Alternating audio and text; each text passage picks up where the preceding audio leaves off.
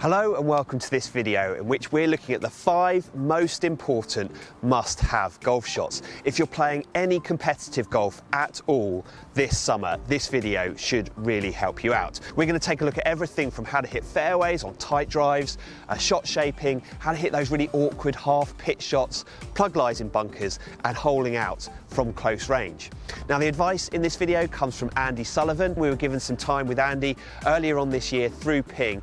His style is really effective but really simple and easy to put into play. Guys, if you're new to the Golf Monthly channel, please do hit the subscribe button to make sure that you don't miss any of our videos. Hit the like button as well if you like what you're watching. But let's take a look at the 5 most important must-have golf shots, starting with how to hit the fairway on a tight drive.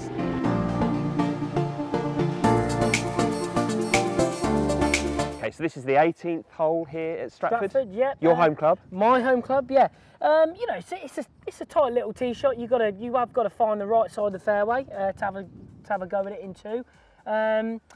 What's the process you go through when you're under pressure? When you've got to pull the big stick, you've got to hit a good drive, you've got to commit, you've got to make a good golf swing. What's the process of making sure that you do that? I think, you know, freeing yourself up and picking a really specific target. You know, not just picking a tree, pick a branch out. You know, really try and tune in on exactly where you want to hit it and exactly what you want to do with it. So in my routine before, I'll be picking the shot now. So I'll pick the shot here now.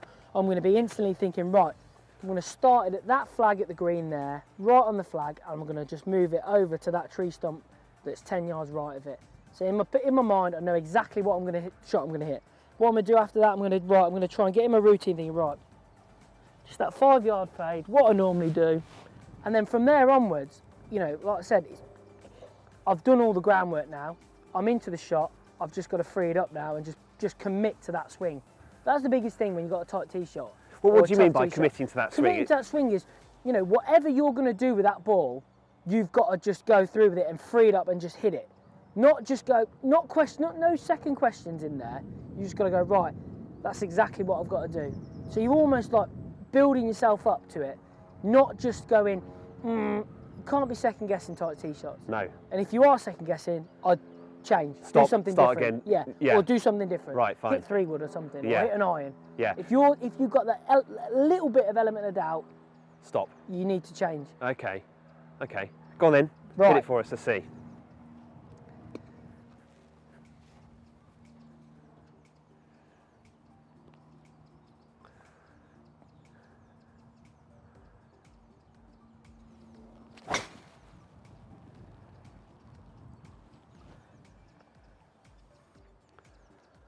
Good shot, straight down the middle. That'll work. Yeah.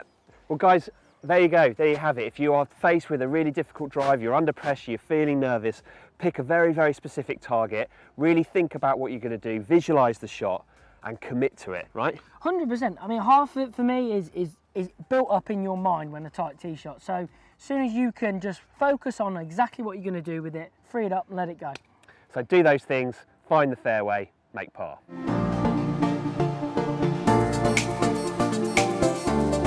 Okay, so we are stuck on the 18th here, behind a little copse of trees. You've got 165? Yeah, 165, yeah.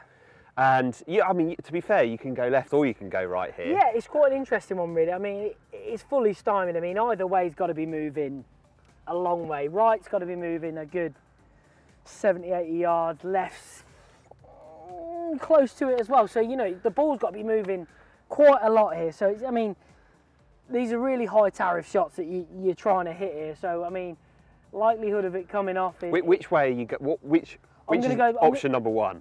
I mean, for me here, if I was playing this, I mean, I'd be Hollywooding it and going left towards the car park and trying to get it sliding in. Only because that's my favoured shot, obviously, because of what I'd go to. So, okay, I mean, for me, I'd just try and get it left and chop it in. Right's probably the better shot where the pin is, but we'll go left first. We'll go left, fine. We'll go left first. Talk to me about how you play the shot. I mean, you're just trying to put as much left to right spin on it as possible, but here we've got to deal with height as well. I mean, we can't go over it and move it that much, so we've got to keep it down low and get it cutting.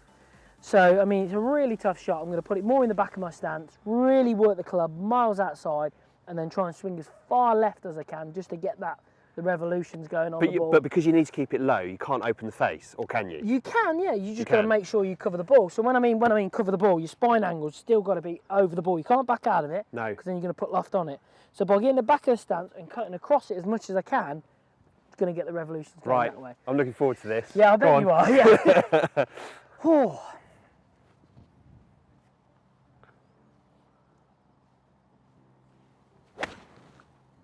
What a golf shot. Go on, skip through the... Oh, that could be money, by the way. Is that on the green? Got to be. I think it's just on the left side. What a shot. What a shot. Right, now I'm going to ask Andy to do it again, but with the opposite ball flight. We'll go from exactly the same divot. This divot is... No editing here, guys. No editing here. Look at that. All right, go on. Right, so if I was going the other way, I'd actually take less club because you're shutting down a draw anyway. Yes. So I don't need, I hit that with 4 iron, just trying to really work it low and cut it round. Here, I'd probably go 6 iron. I say 6 iron. I've got to try and keep it under that tree. But the ball's got to move quite a long way, so... Is it easier to move it with a straighter face? Yeah, I think with the draw, when you're drawing it, you're shutting down the club that much, it's going to move. Yes.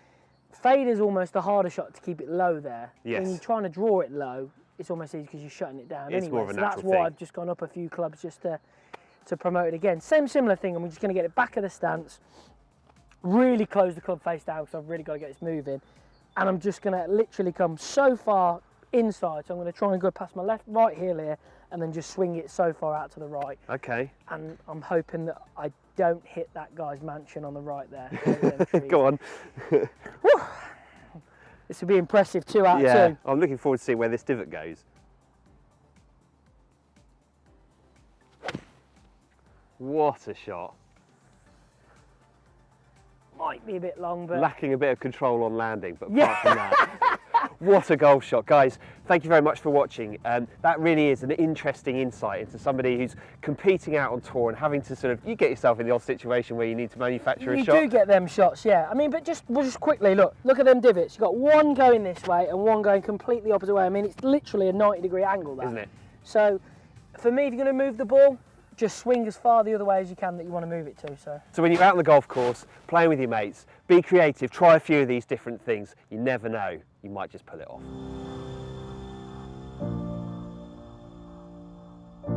This is a 50-yard pitch shot. This is absolute meat and drink to you. This is instilling real fear in my game. What advice would you give me? How do you play this shot so that you take, you're taking bogey out of play and giving yourself a chance of making birdie? For me, if you're gonna learn from the best, I'd say you watch the types of your Luke Donalds, your Ernie Els. The rhythm they play these shots with, and you hardly ever see them take a divot. The divot is minimal, so they're taking the ground out of play for me. So that's all that is for me, is just getting a little bit shallower and just brushing that grass, just clipping it off the top. You see it with a lot of amateurs.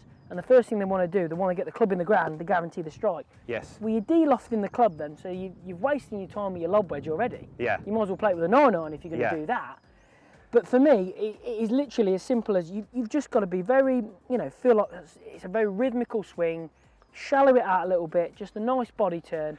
But a lot of us, and I'm sure a lot of people watching this will have been taught, I was taught, for a lot of short game shots, ball back, hands forward, drive it in a bit. It's very, it's a very old school way of doing it. That was the way you guarantee a strike. Now, everyone's trying to play the shots to the back of the club, using the bounce more.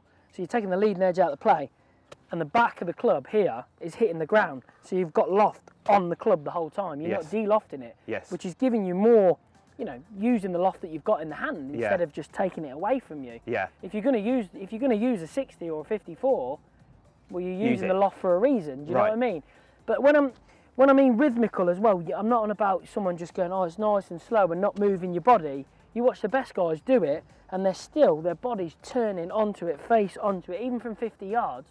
You see a lot of guys from 50 yards, and they stop. They get stuck. Yeah. Yeah. You still got to rotate onto it to make that continuance. Yeah. That's the biggest thing. But for me, again, like I say, it's that rhythmical feeling and just trying to clip it off the top. Yeah.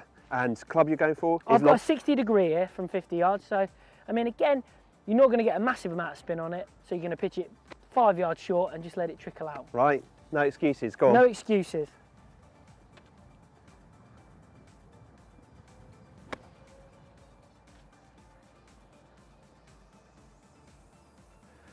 Well, there you have it. Lovely shot, Andy. Very nice. A really good demonstration about how to sort of take the fear out of some of those short game shots. Definitely. I mean, I think what most people get scared of is the leading edge. But you're not trying to hit it with the leading edge. You know, you're trying to use the loft that you've got there. I mean, I've took a minimal divot. That's the biggest key. As soon as you start to take in less divots from there, you're going to get cleaner strikes. You're going to get a more consistent flight, less spin on the ball, and hopefully, you know, you'll be able to control them distances a lot better from that area.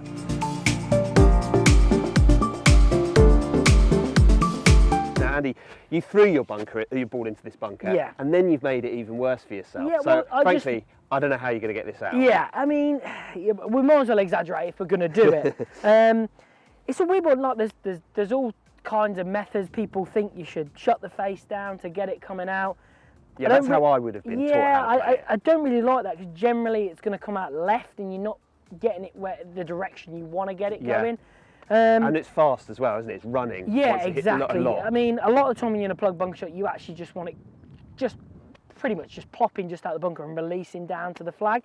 I mean, this is an extremely difficult one. It's straight down the hill, so you just want it just land on this fringe and just releasing down. Yeah. But me and my friends started playing this shot a few years ago, and it was weird. We just thought we'd try something different, and I was hitting these bunker shots, plug bunker shots, and I was going in so steep and so hard, and I was trying to recoil the club out, and the ball just come popping out.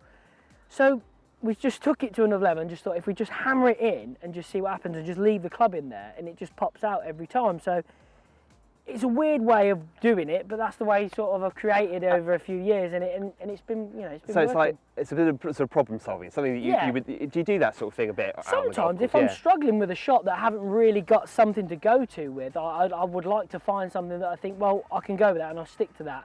You know, it's not often you get a plug ball. I mean, if you do, it's very rare, but I would want something in place to have that scenario covered. Do you know what I mean? I wouldn't want to be there going, well, do I play it that way? Because then I'm going to be in a bit of indecision. Yeah. I'd rather just go, right, that's the way I'm going to play it. This is how we do it. Yeah. So you're going to swing really hard at it and I'm just going to get all my weight on my left side again because I want the club coming in steep because I've got to get through the sand, get to the back of the ball somehow. So I want to get all my weight on my left side, so I'm going to get steep on it, but I'm just going to leave the club in there. I'm just going to go like that. Right. And hopefully, because I'm putting that much force in, the sand is going to move the ball as well, because I'm going to be hitting a good 3 inches behind the ball here as well. Okay, let's have a look. That is a great shot. It's come out with a bit of height, a bit of control. Yeah. It's not gone on to, you know, run on for 50 feet, is it? But the big key is not to decelerate into it. You have got to hit that hard, get steep on it, get down, and just leave the club in the ground there. And for me, it's been quite successful with that. You know, the ball comes out pretty consistently high every time, and you've got something that you feel like you can go to with that. You're not questioning yourself over it so much.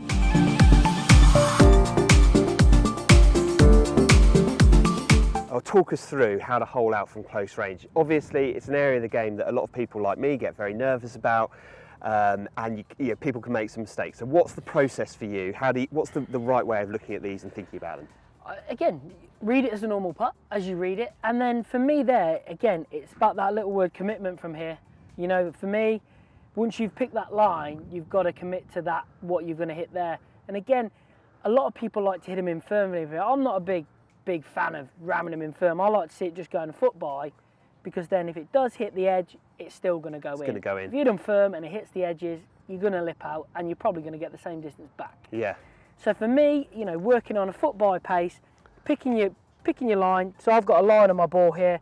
Commit to your line, and then this is going to sound like a really silly process, but this is what I think when I'm over the ball. All I'm thinking about is keeping my knees as still as possible. So it's like I'm wedged into the ground. My feet are wedged into the ground, and all I can move is my rocking of my shoulders. So I've picked my line, knees planted in the ground, feet in the ground, and then just stroke it on your line, nice and smooth, back and through. In we go. In she goes. And what's your attitude towards pin in or pin out? So a lot of guys we're getting used to seeing players out on tour putting even from quite close range with the flag in. What's your take on it? You know, for me, I think the pin can only be an advantage of when the ball's going in with too much pace. I don't see it being an advantage if your ball's going in a foot by or 2 feet by. I just don't see how that can be an advantage, because the ball's generally going to go, well, no, the ball is going to go in. It's going to go in. With a foot or 2 foot of pacing. It can only help when it's going 6, 7 feet by. It's going to hit it and go stone dead. I mean, there's been a few scenarios this year where I've seen the ball that's going in at a nice pace, like a foot, 2 feet by, hit the flag, wedge the hole and come out. So, you know, for me, I prefer it out visually. It's just a way that, you know, been doing it for so long, I don't really want to change that. So for me, it's a pin out, unless you're 50 feet away and you just leave it in. That, you know, that scenario probably plays out for me a few times. But pin out and every putt's going about a foot past. That's the ideal that's my key with putting, is everything a foot by. You work on that, and then green reading becomes a lot easier. There you go, guys. I hope you enjoyed that. Really simple advice there from Andy. Use that next time you play and hole out a little bit more consistently from close range.